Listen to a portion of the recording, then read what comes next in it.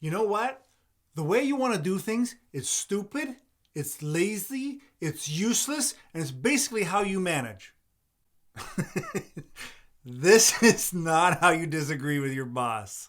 Welcome to the channel Leadership with Mike. On this channel, I help new managers become better leaders, and I do that with no nonsense sense, if that makes any sense.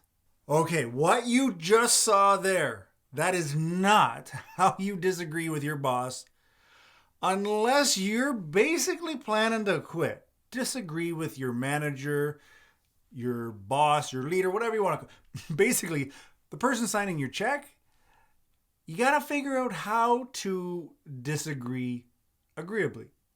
First, let's make sure we understand.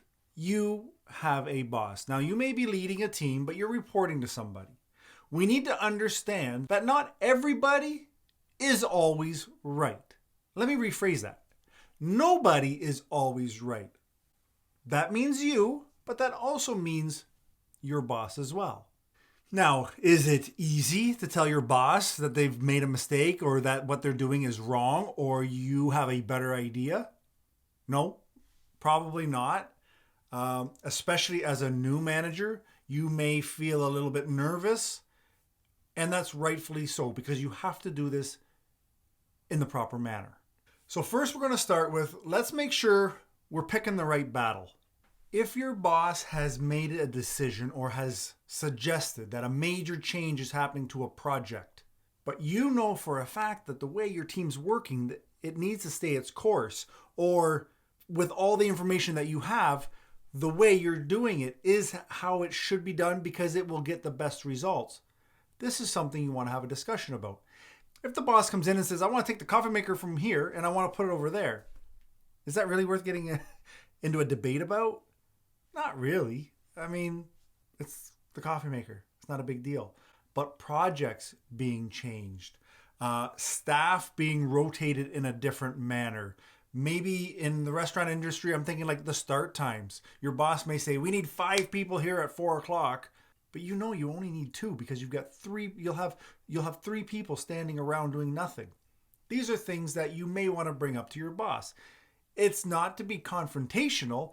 It's because you may have insight that your boss doesn't. But we want to make sure that it's the right battle to choose. Next, you want to make sure you find the right time and the right place. This is something that has to happen face to face. This is not something that you want to be just typing out over email because you have a point to prove or you want to face to face. Because doing it face to face, you're able, I'm hoping, to pick up on cues that are nonverbal. If they're really into it, if they're really paying attention, if they are entertaining the idea of what you're saying. This is all stuff you can pick up in a face to face. Now, with today's day and age, I know a lot of you guys are working at home and working virtually. So this has to be a one-on-one virtual call, a Zoom call, or whatever platform you guys are using. Make sure it is just like me talking to you right now. We're in front of a screen. You can see me. I can't see you, but you get the idea. The other thing I would advise is that you take caution and save this discussion to be one-on-one in the sense that you're not doing it in front of a bunch of people. Because if somebody has made a decision and you are challenging it, even if it is in the most respectful, most insightful way, some people will take that as you challenging their authority, you challenging what they know best. Because now all of a sudden there's an audience and they're going to say, well, if Mike's going to say this to me and then everybody's going to be, no, wait, we're going to stop this right now. I have made the decision. I have the answer that is final. You don't want to put somebody in that position when you're trying to persuade them or get them to see something different. It's a lot better, again, one-on-one and face-to-face, just having a little powwow. Next, bring solutions, don't bring problems. I remember way back in the day saying to one of my managers about a problem. And he said, Mike, I don't want problems, I want solutions. And it really is like, what the hell does that even mean? You're the boss. You got to figure it out. Now, because I'm a little more experienced and a touch wiser, I get it. everybody can come to you and tell you what the problem is. There's very little value in that. Tell me what the solution is. How do you think it should be better? If I have to tell you that every Friday the staff have to take the trash out, and you say, no, I don't want to, I don't think that's a good idea. Well, what's the good idea? Or what's the alternative? If you're the leader and you have an idea as to how a process should be done, but the staff member comes to you and says, no, that's not going to work, and they don't give you anything more, does that help you? No, probably not. So if you are taking an issue or taking something up with your boss and you're just telling them what the problem is, you're not helping. Have an idea. What can we do instead? Why should we do it this way instead of what they propose? Again, we're not doing it to be confrontational. We're doing it because we have an idea and we believe that there's something that can be done in a better manner or doesn't need to be done at all. So again, it's all in how you present the solution and not just the problem. Let me interrupt this just for a second. Have you considered becoming a channel member? Why do you want to become a channel member, you ask? Well, first of all, you'll get these fancy badges for whenever you leave a comment. Secondly, I'm starting to get a lot of comments on my videos. So if I know a channel member, a dedicated member, is putting questions in there, I can double or triple my efforts to make sure that I get an answer to you. Also, when I do live streams, members get their questions, their comments bumped up to the top. Again, we're starting to grow, which is amazing. We're becoming a great large unit, and hopefully we are changing the landscape of what a manager is about, what people think about them, how people interact with them, how we are taking on the world of management and leadership. So as we grow, it is getting a little bit harder for me to pinpoint and answer every question. Should you be a member, questions are top priority. Anyway, let's get back into this video. So the next part is you want to deliver a knuckle sandwich. No, I couldn't help myself.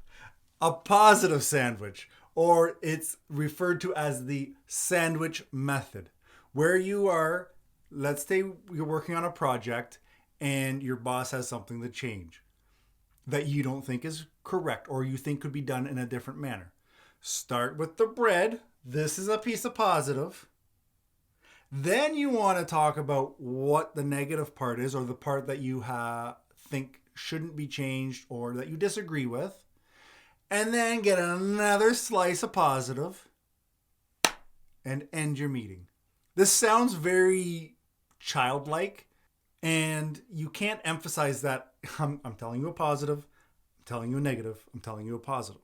But as you get into conversations, you can just learn. Listen, it just feels better when it's not rehearsed, but thought of in the beginning, before the meeting starts. Just think, what's the positive about this project? What do I want to change? And how do I see more positive? I can't tell you exactly what to say, but when you keep that sandwich method in mind, it will become easier. Don't take the knuckle sandwich. That was a joke. That's going to get you fired. Now, my good friend Kenny Rogers would say, you got to know when to hold them and know when to fold them. So you've had your meeting. You've explained why you disagree with what your boss or manager has suggested or told the team or you. And now you have to let it go. When you tell your boss this is what has to happen, and you demand it or command it, there's a high likelihood that no, simply because of the way you deliver. So we've gone over the steps on how you can deliver or disagree in a positive framing. But then you have to walk away and you have to let that manager or that leader or boss make the decision on their own. It's not to take your credit, and it's just people have a hard time being told how to do their job, especially from somebody who's working for them. So don't lean in after you've said your piece. you have to just know when to fold them. Leave it, let your boss make the decision. Then you have to work with how it's done. But at least you have, one, you have peace of mind that you spoke up for yourself or you spoke up for your team and you were able to explain what should happen because you and your team are on the front lines. Secondly, you have to believe that your boss now will be able to see you in a more positive light than before because you're able to bring disagreements, concerns, thoughts to them in a respectful manner. The way that they now look upon you should be tenfold. I can't speak for every boss, but I know that anybody that comes and talks to me in a respectful manner, whether they agree, they disagree, even on this channel, when comments come and some people disagree, I can respect that.